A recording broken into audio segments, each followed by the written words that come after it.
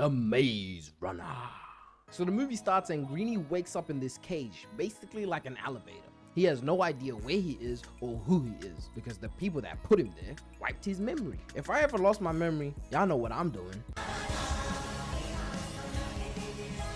I can't lie, the first thing I'm doing is running that whole series back. Anyways, Eyebrows here, aka Gelly, gets him out the cage. But I guess humans are kind of scary because why my boy hit the dash like that? Like bro was really moving. Thomas trips over and realizes he's in a box. 4 walls, no escape. Oh, and I forgot to mention, they call him Greenie because he don't know his name. So the boys end up putting him in the pit so he can calm down. After a while, LB, the leader of the Gladers, comes and takes him out. He explains how everybody woke up in that box with no memory except their names. And they somehow still know their correct gender. LB shows Thomas around and breaks down how they live and what everybody does. So every month someone new pops up in the box with new supplies so the Gladers can grow their crops. And some of these guys have been stuck in here for 3 years plus. 3 years just chilling with dudes? Sure.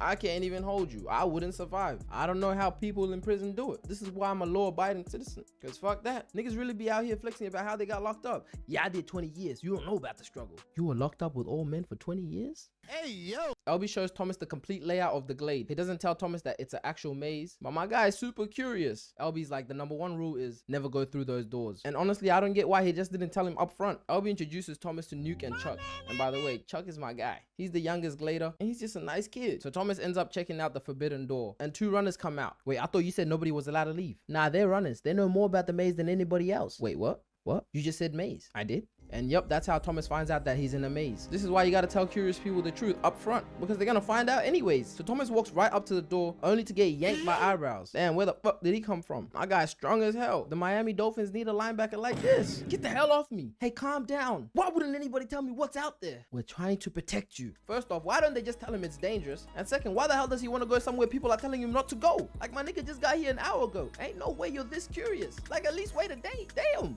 A massive gust of wind roars through and the door slams shut. The look on Thomas' face says it all. He might actually start listening to the others. That night they throw a celebration, and honestly I don't even know what they were celebrating, but a party is a party. So while the lads were wrestling and turning up, Newt pulls Thomas aside and starts breaking it down. He tells him how the maze is constantly changing and about the grievers, those creepy mechanical monsters that roam the maze at night. Nobody knows how they look like because nobody has ever lived to tell the tale. Eyebrows invites Thomas for a little wrestling match. Thomas gets dropped on his face, then he's back, but I guess Greenie had that dog in him because he flips the script and drops Gelly, only to get swept off his feet and knock his head onto the ground. And just like that, Thomas remembers his name. I remember my name.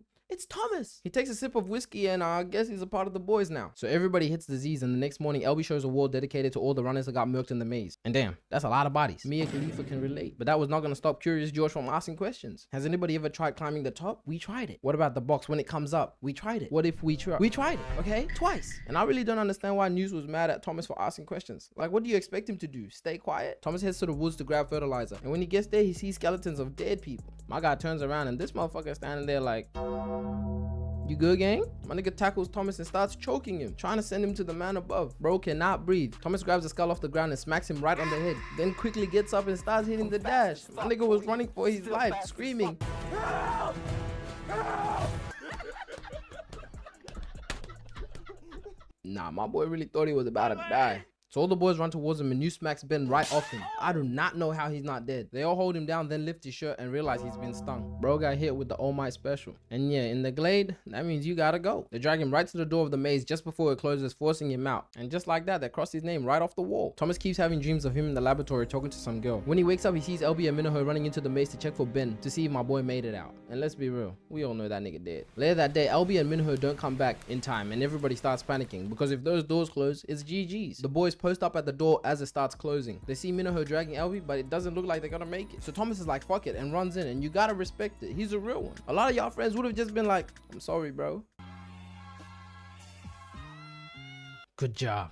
You just got yourself killed. Like, what the fuck? This is why you can't help everybody. Thomas realizes LB got stung and is unconscious. And Minaho just wanted to leave him there because the grievers were coming out. And honestly, I don't get it. Like, why'd you save him in the first place? You could have just dropped his ass and made it through in time. But Thomas wasn't gonna leave him on the floor to be left for dead. They take LB with them, but as soon as Minaho starts hearing the grievers, he's like, hey, we gotta let his ass go. But Thomas wasn't gonna do that, so they decide to hide him. They tie LB up with some vines, and just before they finish, Minaho spots a griever and was like, nah, fuck this, and dips. Thomas stays back and hangs LB up. He ends up up hiding under the vines for a bit, which is kind of stupid because he could have just put Elby there. He starts walking around the maze only to step on some sticky goo. Then out of nowhere, one of the grievers just busts a nut right on his shoulder. And yeah, if that was me, it's straight hands after that. I ain't running. Like, ain't no alien about to disrespect me like that. Thomas looks up and starts hitting the jets, but this half alien robot was quick as hell. It corners him, so he climbs up the vines, gets on top and starts moving like it's Temple Run. He ends up jumping onto the wall, falls down and had the griever tangled up in the vines. I guess God was on his side. He runs back into Minaho and they start running through the maze. Thomas realizes the maze doors are closing, so he draws the griever right to him, just enough for him to squeeze through and kill the griever. We might need a toast for that because that was amazing. The next morning the doors open and all three of them make it out. The first people to ever survive a night in the maze. Did you see a griever? He didn't just see one. He killed it. So yeah, while Thomas just saved LB's life and took down the griever, Eyebrows is mad as hell. And he needs to be punished. He broke the rules. Like, imagine someone trying to get you in trouble because you saved somebody's life. This guy's a D1 hater. So yeah, everybody goes back to camp, and while they're trying to figure out what punishment that Thomas has to get for going into the maze to save someone's life, the horn goes off and the box comes up. Remember, it's only been 2 days. The box usually takes a month to come back up. Everyone runs to see who it is, only to find a girl. She's knocked out cold. They find a note on her hand saying she's the last one ever. She wakes up, says Thomas, and knocks right back out. Now everyone's low-key panicking because if she's the last one ever, that means no more food is coming up and doomsday is around the corner. Thomas and a few others go back into the maze to check out the griever he killed. He ends up taking out this metal detector majig, whatever it is, from the griever's brain and heads back to camp. He shows the others and everyone's intrigued, besides Eyebrows. Like, they finally have some hope to get out of this place. And this pussy's talking about breaking some rules. Like, I actually don't think this guy wants to leave the maze. He might like boys. And listen, I have no problem with that. It's just some of us are trying to make it out. Shout out to the LGBTQ HDMI PS5, bro. Newt makes Thomas a runner, so he's officially allowed to enter the maze without breaking the rules. And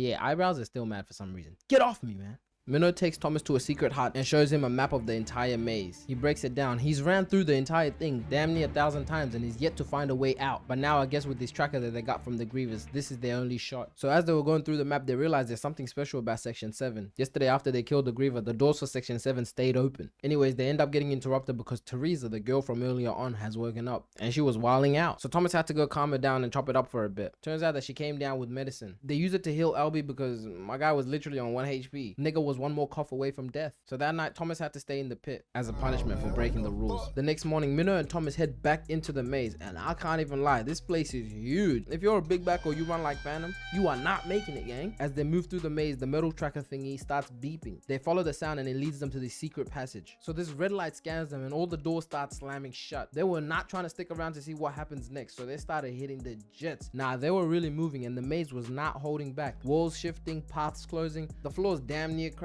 Fuck, shit was falling everywhere, but they squeezed through and make it out just in time. I think we found a way out. Really? Yeah, a new door. Hey, Thomas doesn't know anything. He doesn't know what he's talking about. Man, I cannot stand this dude Eyebrows. Like, ain't no way bro is satisfied with living in these conditions, behind these 4 walls. Let me tell you something, Greenie. You've only been here 3 days. All right, I've been here 3 years. Yeah, you've been here 3 years and you're still here.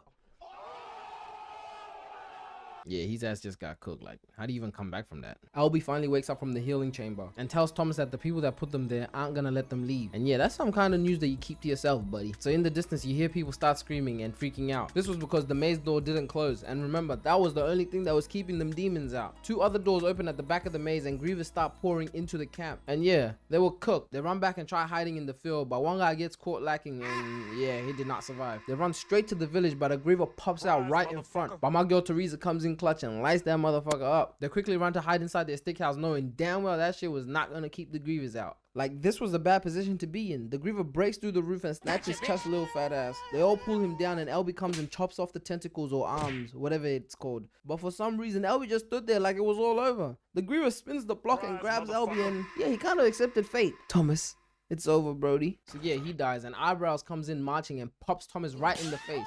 And I kind of understand why bro was scared now. Anyways, Thomas stabs himself with the griever stinger so he can unlock his full memory and find out the truth. Turns out that he worked for the people that put him in the maze. So did Teresa. They've been watching these guys for years and watching them die. So they're low-key the bad guys. Thomas wakes up and tells everyone the truth. They're kind of shocked, but it didn't really matter because they all need to get out one way or another. Eyebrows ties Teresa and Thomas up as an offering to the grievers, which is kind of dumb because they're just gonna come for you guys after. They get hit with a pump fake because Minnow and the others were planning to leave with Thomas the entire time. Anyone else who wants to come? This is your last chance. Don't listen to him. Like, why wouldn't you? What are you guys gonna do? Stay in here forever? So a few of the gliders walked to Thomas and the gay one stayed behind. So now we've got 13 niggas running through the maze straight to section 7. They come across a griever blocking the passage that they need to get through. So Thomas has to give them the prep talk. It's either we get out now or we die trying. They charge right at the griever with their spears, poking and stabbing it. One of the side characters gets thrown like a rag doll. He didn't make it. And the key gets hit and nearly falls off the bridge, but Chuck comes in clutch and chases it down, hitting the sliding knee to save it. And it was a marvelous save. When Chuck looks down, he realizes there's more grievers coming up. Him and Teresa quickly try to open the door while the others fight the grievers. Minaho gets caught lacking by a griever, but the last black kid comes and saves him. And of course he dies. Like, we already killed off one black character. Why we gotta kill off two? Minaho gives the code to Teresa because the doors wouldn't open, and it finally does. They all go in and all the other doors slam shut, crushing the griever. They make it out and they're in some type of laboratory, and everyone is dead.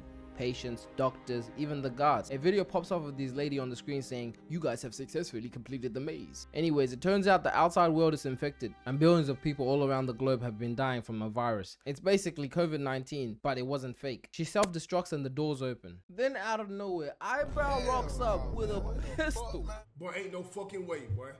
Boy, ain't no way, boy. We can't leave. My nigga, we're already outside the maze. Like, what are you talking about? He points the gun right at Thomas, but Minnow yanks a spear right through his chest. And then we get the shit that they put in every movie. Everyone turns around like everything's okay. And of course, our favorite character always gets shot. Like, why do they always do this? So he dies, they go outside, and some guy comes and picks him up in a helicopter, and apparently they're safe.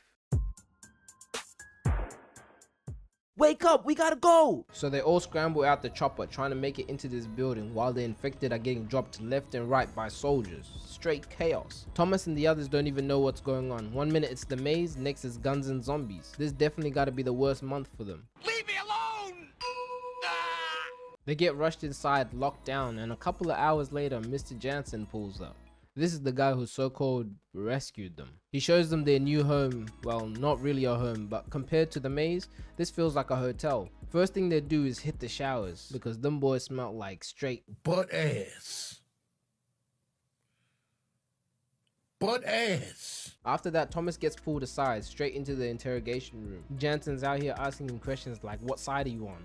Like, bro didn't just survive killer robots and a death maze. He's not picking sides, nigga just trying to live. He then takes all of them to the main area, and that's when it hits them.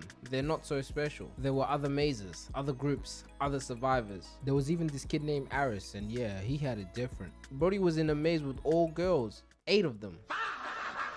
Shit, if that was me, I would have never tried to escape. So every day, Mr. Jansen shows up calling out names. One by one, kids get picked to go to their new lives. No explanation, no goodbyes, and the more names that gets called, the more Thomas starts feeling like something is off. Especially when they took his little boo.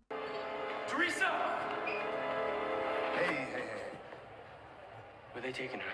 Chill out, buddy. That night, Eris pulls up through the vents and shows Thomas where they take the others. He tells him that they take the kids in there like clockwork, but he has never seen the kids ever come back out. He doesn't exactly know what they're doing in there, but he doesn't trust the workers either. I mean, how could he? Jansen can be trusted. He started the whole war between the Lannisters and the Starks. If you know, you know. The next day after the new names were called, Thomas tried to be slick and finesse his way through the door. The guards stop him, but then he tries forcing it, and even Mr. Jansen had to step in. Everyone gets sent back to their rooms, but the whole thing was an act. Thomas only did that to swipe the key card. Newt and the others weren't feeling it though. It hasn't even been 2 full days and Thomas is already stirring things up. The rest of them are finally eating real food, sleeping in beds. After years in the maze, they're finally comfortable. And this guy's trying to mess it up.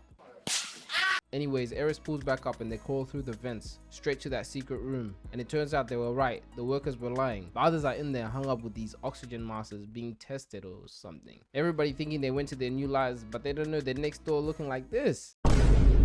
While they were snooping around, Jansen shows up, so they quickly hide. He gets on a call with Dr. Page. Yeah, the same doctor everyone thought was dead. Turns out she faked it. She tells Jansen she's arriving tomorrow and she wants all the kids sedated before she gets there. That's when Thomas and Aris realize they gotta get out there. Told you, you can never trust Littlefinger. They rush back, lock the room, hit the hallways, and Ares and Winston go this way for some odd reason. But as they're moving through the hallways, a guy steps in their path and Minoru doesn't hesitate. He fly knees this guy straight into the wall, putting him straight to sleep. Damn. They grab his laser electric gun and keep it moving. When they reach the room, they spot Teresa still being tested, and they ain't waste no time. They kick everyone out. Then Thomas booms this guard straight to the ground. Got him looking at the gun like he doesn't know what he just did. He know what he did. Look at him. Got Brody on the ground, shivering, throwing up gang signs. They finally make it to the back exit, but the key card doesn't work. Access denied. Thomas! You won't survive through those doors, kid. Open the freaking door! Gang, this ain't the maze. Out there, you gonna die. Iris and Winston come through the other side and open the door. So that's where they went. Thomas starts shooting while running backwards, covering everyone. Shut this gate now. They try to shut the gate, but Thomas clutches it in the last second. Iris jams the lock, and all Thomas can do is give Jansen the finger. They run out, make it to the big gates, and run straight into the desert. They really had guards popping out on quad bikes trying to chase them down, but I guess they were too slow because these guys end up escaping and hiding in this underground abandoned facility buried under all this sand. So Thomas helped everyone get out with no plan, no strategy. Now they're just out here in the desert with no food and a little bit of water. What the fuck? Ares remembers something Dr. Page said, something about people in the mountains, this resistance group against Wicked. So now the mission is simple, find them. They start searching the place for supplies before they head out, but while they're sniffing around, Minnow accidentally hits the generator, turning on all the lights. I mean, they were smiling for a second, but all the cranks started waking up. Remember those zombies at the start? Yeah, bad move. They come pouring in from every direction. Thomas and Minnow ain't wasting no time. They hit the legs I'm talking about. They even hit the iconic sprint from the first movie. Only this time, it's worse. The others spot them and there's like 6 or 7 cranks on their heel. And Thomas is clearly telling them to run. And I don't know if it's just me, but I immediately would have taken off. Cause what more sign of danger do you need? These guys literally waited for Thomas and Minnow to be like a meter next to them before they started moving. They sprint upstairs, but boom, there's another crank waiting for them. Iris pulls out the baseball bat and cracks it right in its knee. Bow! Another one rushes in, but Teresa smacks it right in the head. Then Thomas Spartan kicks this one straight down the stairs.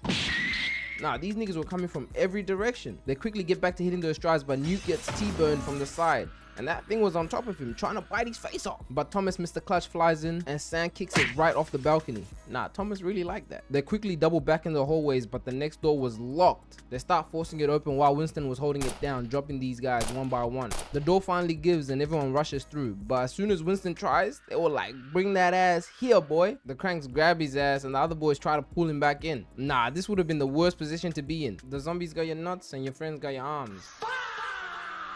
They start scratching through his flesh and yeah, I knew he was cooked. Yeah, it's over. They somehow managed to pull him back in. Then Thomas, Mr. Hero, holds the door down while the others take off. After a good 30 seconds, Thomas takes off as well. And look at how close these things are to Thomas. Somehow he catches up to the squad. They find a hiding spot and the cranks can't find them. Like, I swear they were like 4 steps behind him. Anyways, movie. So they end up staying the night and I guess they're safe for now. Next morning they get them moving and the outside world looks like it came straight out of Wall-E. It looks like there hasn't been humans in centuries. Honestly, take me back to that facility where there's good food, a cup of biddies and a nice comfortable bed. Anyways, they finally spot the mountains, but nah, that shit was not nearby. That shit looked like it was in a whole nother state. Far as hell. Just after that, Winston completely collapsed. They take shelter under this abandoned structure. I don't even know what it used to be. But while they're there, Teresa tells Thomas she's getting her memories back. She remembers working for Wicked and how her and Thomas were figuring things out. Then she tells Thomas, they should go back. And you could tell by Thomas' reaction. He was in complete disbelief. Like, ain't no way. Anyways, mid-conversation, Winston tries to shoot himself. They all run over to him and the wound from earlier has been infected. Yeah, nigga was turning into a crank and he was not trying to go out like that. So he told him, give me the gun and y'all leave. I'ma do myself. It was kind of sad, but it had to be done. That's one less enemy. They all say their goodbyes and take off and then bang! RIP to a real ninja. And this is where things get weird. They all thought they were immune to the virus, but clearly not all of them are. They keep pushing through the desert, completely exhausted and out of water. After days of walking, Thomas finally spots lights in the distance. But of course, right as he does, a storm rolls in. They start sprinting for it. They almost make it into the building when Minnow gets struck by lightning, knocking him out cold. They rush to him thinking he's dead and drag him inside, but he wakes up. Unfortunately, no Percy Jackson moment, no powers. His ass was still regular. Not long after, they make it inside where this girl Brenda invites them in, and she got cranks chained up like pets. Like what? She takes them to Jorge. Yeah, him. Haven't seen his ass since he got turned into Two-Face. And just like I thought, he was still a businessman. He scans their necks and realizes they're from Wicked, which means this group right here is crazy valuable. Straight cheddar. Next thing you know, the whole squad gets hung upside down. And I don't know why they're fiddling around like that. If that chain snaps, welcome to the gulag. Jorge comes back and asks them what they know about the Right Arm, the resistance group trying to take down Wicked. He says he can help them get there, but there's a twist. These people already called Wicked to sell them back. Yeah, them boys broke and they ain't even got shit to eat. So this could be their big break. Jorge starts packing and tells Brenda to pack as well because they're gonna go with the kids. Yeah, he was trying to get out of here. While that was happening, these guys shove Teresa back to the bar and she pulls everyone back down. Just as they did that, Jansen pulls up in the chopper, threatening to light the whole place up unless they bring the kids back. Now we could do this the easy way or we could do this the hard way. The choice is yours. As soon as they start untying themselves, this geezer pulls up with the shotty. Jansen, don't shoot. I got them right here. But by now y'all should know Thomas doesn't go down that easy. He steps in, tries to snatch the gun off him, but that doesn't work. Just before the geezer even reacts, Brenda shoots him in the back. Damn. Come on, let's go! Look at them, confused as hell. Jorge brings out his favorite record and chucks it on the speakers. And even though it seems like the music was party time, it really wasn't. That shit was a timer to blow this shit sky high. Everyone quickly bolts upstairs and zip lines to the other side. And yeah, everyone makes it except Brenda and Thomas. She doubles back to grab something in the drawer, but they couldn't go back upstairs because the soldiers were already there. So they had to quickly use their big brains and tiptoe to the other side. As soon as they make it, the bomb goes off. Have the whole warehouse coming straight down. They zip line under this elevator and make it just in time. They're safe, but now they're all split up. So Brenda and Thomas hit the sewers, and honestly, this was a bad idea. They get chased out by a squad of cranks. They barely make it out and climb through this building that's not really a building anymore. One crank rushes them, but Brenda smack kicks it right back down. But as soon as she tries climbing back up, she slips and falls, landing into this glass window. Nah, that right there would have scared me more than the actual cranks. My heart would have jumped to my ass. Zombies? Maybe. Heights? Nah.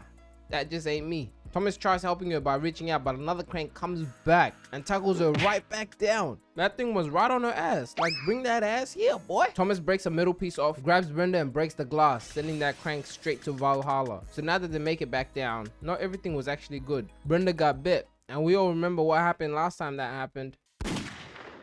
So yeah, all they could do is keep moving forward. They can't afford to wait. They head into the city trying to blend in and end up at this weird spot looking for a man named Marcus. They find him and yeah, this dude is off. Just look at him. He tells them all his friends are inside, but the only way to get in is by drinking this mystery drink. And he wouldn't even tell them what it is. You some freaky ass nigga! Hey, everybody know ain't no party like a Diddy party, so.